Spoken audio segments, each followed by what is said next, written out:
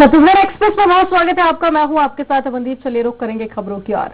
Trade union कर्मचारी संघ की राष्ट्रव्यापी हड़ताल आज से शुरू हो गई है। किसान विरोधी नीति के खिलाफ प्रदर्शन जारी है और छत्तीसगढ़ में हड़ताल का असर साफ देखा जा रहा है। परिवहन मजदूरों को राशन कार्ड मुहैया कराने की मांग की जा रही है। तो एक बड़ी खबर आपको बता रहे हैं छत्तीसगढ़ से, जहां ट्रेड यूनियन कर्मचारी संघ की राष्ट्रव्यापी हड़ताल जारी है। किसान विरोधी नीति के खिलाफ ये प्रदर्शन किया जा रहा है और छत्तीसगढ़ में हड़ताल का साफ असर देखा जा रहा है।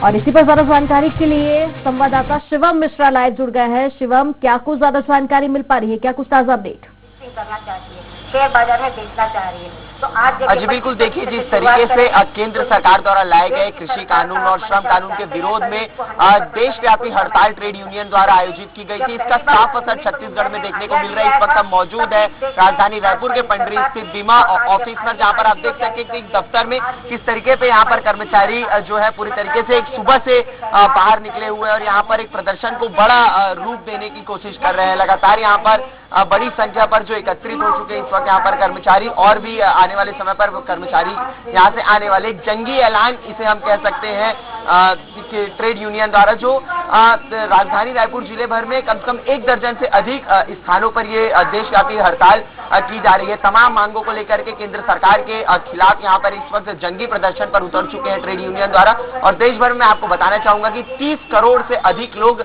इस देशव्यापी हड़ताल पर भाग ले रहे हैं। कल रात 12 बजे से ये हड़ताल शुरू हो चुकी है और अलग अलग स्थानों पर केंद्र सरकार के खिलाफ अपना विरोध दर्ज करा रहे हैं यहाँ पर कर्मचारी उतर के, चाहे वो श्रम कानून के खिलाफ हो, चाहे वो कृषि कानून के खिलाफ हो। और तमाम ऐसी मांगे हैं जो केंद्र सरकार द्वारा लाई गई है और इनका साफ तौर पर कहना है कि जो केंद्र सरकार द्वारा तमाम यहाँ पर जो पॉलिसीज लाई गई है, ये एक तरीके से थोपने की कोशिश की जा रही है। यहाँ पर निजीकरण किया जा रहा है तमाम चीजों का यहाँ पर, और जो भेदभाव किया जा रहा है केंद्र और राज्य द्वारा, ये साफ रूप से गलत है। इस वक्त हमारे साथ मौजूद हैं यहाँ पर तमाम प्रतिनिधि यूनियन के। हमारे साथ धर्मराज महापात्रा जी भी मौजूद हैं। उनसे हम जानने की कोशिश करेंगे कि क्या कुछ इनकी प्रमुख मांगे हैं और किस तरीके का ये प्रदर्शन रहने वाला है केंद्र सरकार के खिलाफ। देखिए, आज जो है पूरे देश में मजदूर और किसान, ये आजाद भारत के इतिहास में पहली बार ये अभूतपूर्व कार्रवाई हो रही है।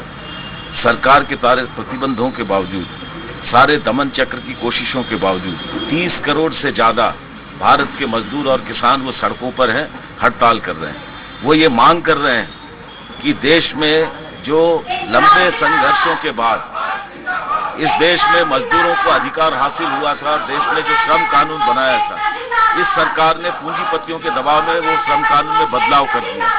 ये सरकार निश्चित अवधि के रोजगार को खत्म करके उसे फिक्स टर्म एम्प्लॉयमेंट में बदल रही है। 8 घंटे के काम के अधिकार को समाप्त करके मालिकों की रहमे करम पर जो है मजदूरों को सौंपने की कोशिश कर रही है। जो न्यूनतम वेतन अधिनियम था, बोनस एक्ट था, ठेका श्रमिक उन्मूलन अधिनियम था, सारे अधिनियम में बदलाव कर दिया उन्होंने और उसे वेज कोड माने संहिता के रूप में तब्दील कर दिया। सबसे दुर्भाग्य की बात है कि पार्लियामेंट का जो बहुमत का उन्होंने दुरुपयोग करके जनता के भारी विरोध और मजदूरों के भारी विरोध की परवाह किए बिना उन्होंने संसद में ये बिल पारित किया। ठीक उसी तरीके से किसानों को जो न्यूनतम समर्थन मूल्य का अधिकार था उसे समाप्त करने के लिए और कॉर्पोरेट खेती को इजाजत देने के लिए, देश की खेती को कॉर्पोरेट के हवाले करने के लिए उन्होंने किसान कानून में बदलाव कर दिया। जो अत्यावश्यक सेवा कानून में उन्होंने संशोधन किया, उसके जरिए जितने फूड आइटम्स है, चाहे वो आपके चावल, दाल, गेहूं, चीनी, जो कुछ भी जीवन के लिए अत्यावश्यक खाद्यान्न वस्तुएं हैं, उनको जो है उन्होंने उस कानून के दायरे से बाहर कर दिया। और पूरी तौर पर जो डंपिंग पर प्रतिबंध था, ताकि जो है बाजार में चीजों की मांगों में बढ़ोतरी होने पर कोई उछाल पैदा ना हो, उसके लिए भी कॉर्पोरेट को उन्होंने इजाजत दे दिया। ये सरकार आत्मनिर्भर भारत के नाम पर, लोकल फॉर वोकल के नाम पर देश में एनमास प्राइवेटाइजेशन कर रही है। कभी आप सोच सकते हैं, जो सरकार राष्ट्रभक्ति का नारा उछालती है, राष्ट्रवाद का नारा उछालती है, छद्म राष्ट्रवाद के जरिए लोगों के अंदर एक छद्म उभार पैदा करती है, देश के रक्षा संसाधनों का निजीकरण हो रहा है, रक्षा क्षेत्र में विदेशी पूंजी को इजाजत दी जा रही है।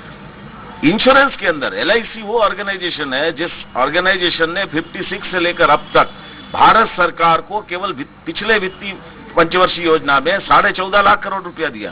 30 लाख करोड़ रुपए से अधिक की राशि LIC का देश के अधोसंरचना के विकास के लिए निवेश किया गया है। जब भी भारत सरकार को कोई संकट होता है, वो पब्लिक सेक्टर LIC है जो भारत सरकार को मदद करती है।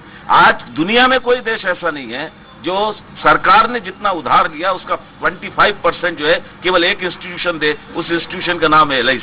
उसमें IPO जारी करके उसको शेयर बाजार में सूचीबद्ध करके वो LIC की आज जो मिल्कियत है, जिसके मालिक है देश के बीमा धारक, क्योंकि LIC का जो भी मुनाफा है, लाभांश है, उसका वितरण 95% और 5% में होता है। हम 5% डिविडेंड भारत सरकार को देते हैं, 95% रिटर्न हम बोनस के रूप में बीमा धारकों को देते हैं और 95% शेयर होल्डर बीमा धारक हैं जिनकी तादाद 40 करोड़ है।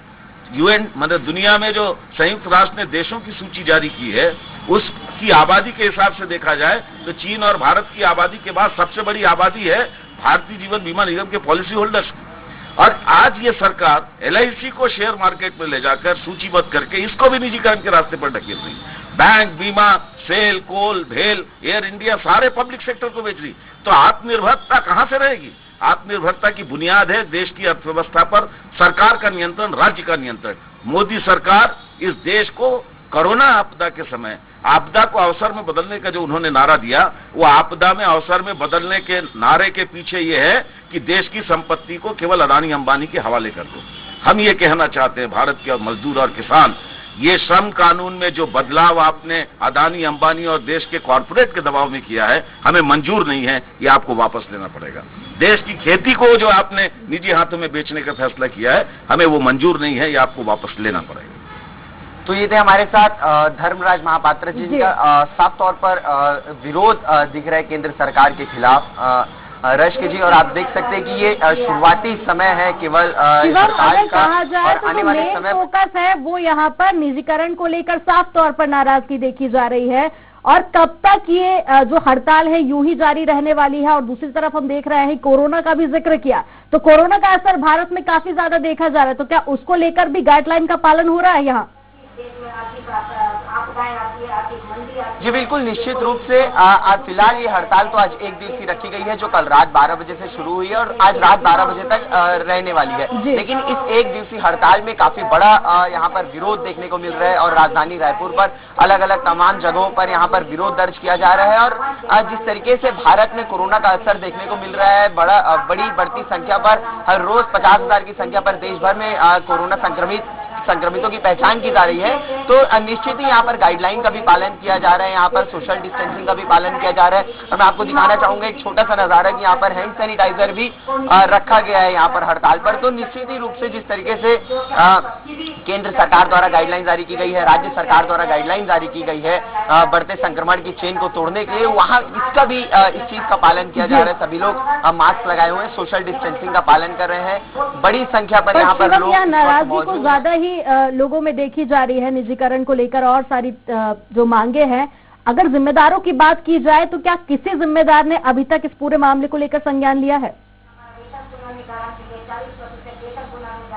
जी बिल्कुल, देखिए इस केंद्र सरकार द्वारा जो तमाम पॉलिसीज लाई गई हैं, इसका विरोध तो देखने को मिल ही रहा है और काफी ज्यादा बड़ी तादाद में नाराजगी देखने को मिल रही है। लेकिन बात की जाए अगर जिम्मेदारों की, तो छत्तीसगढ़ में ऐसा प्रदेश है जहां पर कांग्रेस जो सरकार पर है और वो इस वक्त इस ट्रेड यूनियन के प्रदर्शन को समर्थन करते हुए नजर आ रही है। पूर्व में भी जितने यहाँ पर प्रदर्शन किए गए हैं उसमें भी कांग्रेस द्वारा इन्हें समर्थन दिया गया है। तो जो जिम्मेदार हैं वे तो लगातार केंद्र सरकार को इस चीज को संज्ञान में डाल रहे हैं। केंद्र सरकार द्वारा मुख्यमंत्री भूपेश बघेल लगातार केंद्रीय मंत्रियों को पत्र लिख करके इस चीज को उनके संज्ञान में डाल रहे हैं और लगातार तमाम ऐसे जो चीजें हैं जिनके विरोध करते हुए, चाहे वो पैदल मार्च हो, चाहे मशाल यात्रा हो, तो इन तमाम चीजों को करते हुए केंद्र सरकार के संज्ञान में इस विरोध को तो डाला जा रहा है, इन परेशानियों को कर्मचारियों की डाली जा रही है। लेकिन अब क्या निर्णय होता है ये तो आने वाले समय पर केंद्र सरकार के ही उसमें रहेगा कि वो क्या निर्णय लेकर के आते हैं सामने।